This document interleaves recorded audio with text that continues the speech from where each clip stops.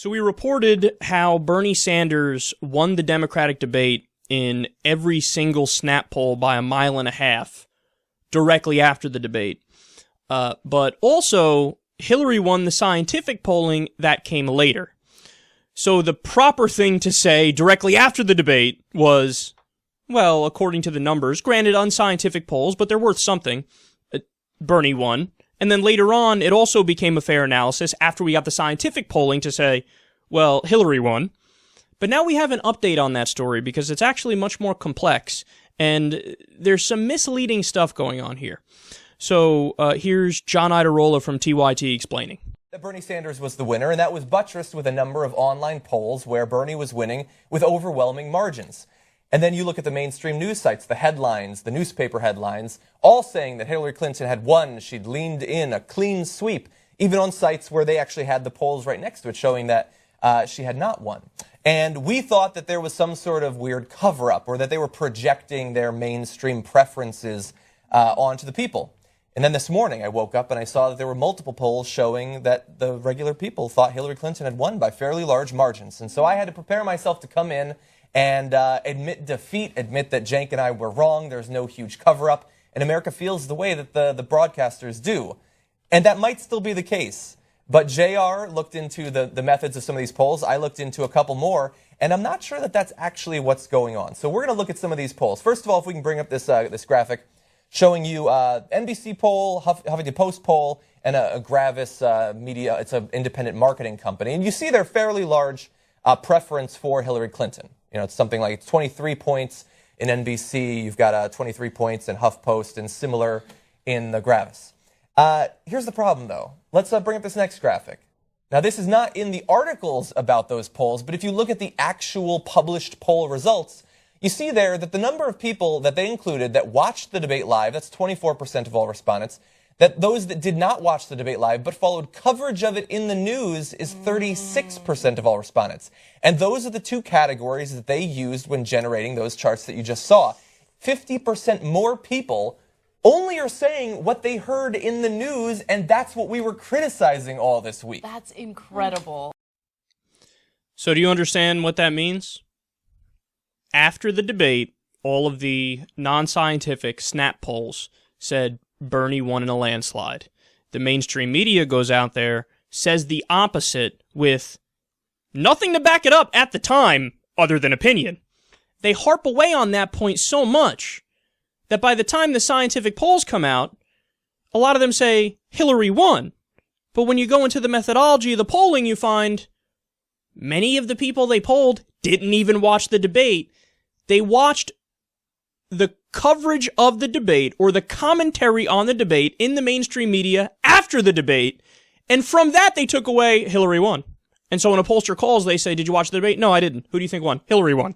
They put that in the poll, and then you have to dig it deep into the methodology to find out exactly what's happening here. So in other words, a lot of the articles and the headlines don't say Hillary won in scientific polling, and then, they hedge in the article and say, but a lot of these people who say that didn't watch the debate. Oh, that's unbelievable. That's unbelievable. We said it directly after the debate. It wasn't, to me, it was so overt that I started thinking, no, this might just be a flat-out conspiracy. Like, I'm not a big guy on formal conspiracies. I think incentives, can push people in certain directions where you don't need a formal conspiracy in order to get a certain outcome. In this case, there might be a formal conspiracy because you might have people from Hillary Clinton's campaign calling people that they know at the different media outlets who are higher ups in the companies and telling them, okay, here's the deal, but push out this message or that message or whatever. Guys, Slate, CNN, Time Magazine, and a cadre of other media outlets had headlines saying clean sweep for Hillary, confident victory, all types of shit directly after the debate when, again, there was zero backing for that opinion.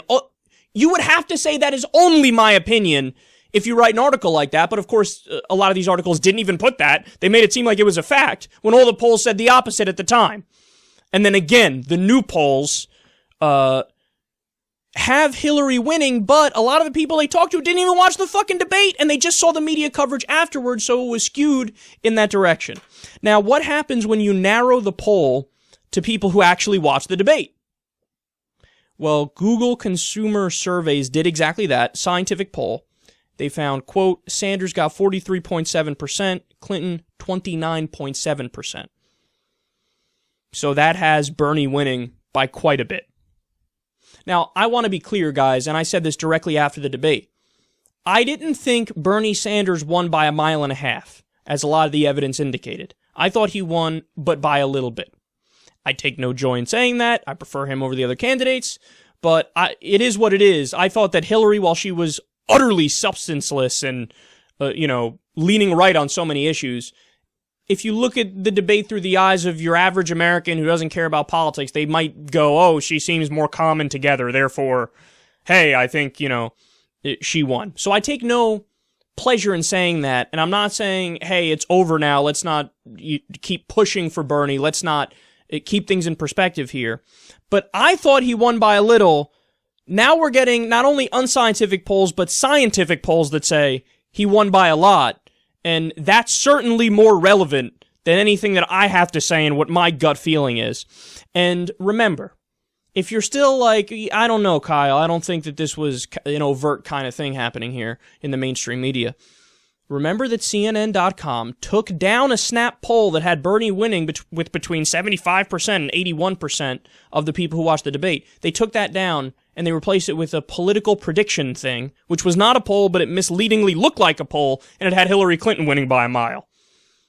Who does that? Who replaces a poll with something that's not a poll, but it looks like a poll, and oh, lo and behold, the person who were claiming won, even though they didn't win, is winning in this fake poll thing too. And then they also, to put the cherry on top, were deleting pro-Bernie Sanders comments, as we spoke about on Friday. Guys, this election, this race is not over, this primary is not over, but facts are facts, and we have to combat the narrative coming from the mainstream media when it's not true. And Hillary is the establishment candidate. The media that we're talking about here, this is the establishment media. Their interests converge. It appears like they're pushing for their candidate, and we just need to make sure that we remain objective, we look at all the evidence, and we tell you what's really happening.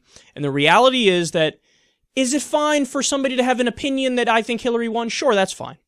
But just remember, the polling that's actually trustworthy, not just the unscientific polling, the snap polling after the debate, because you shouldn't value that as much, but the real scientific polls for people who watch the debate, that says Bernie Sanders won. You can like it or hate it, but it is what it is, and it's true, and the media should report just the facts, but they're not doing that.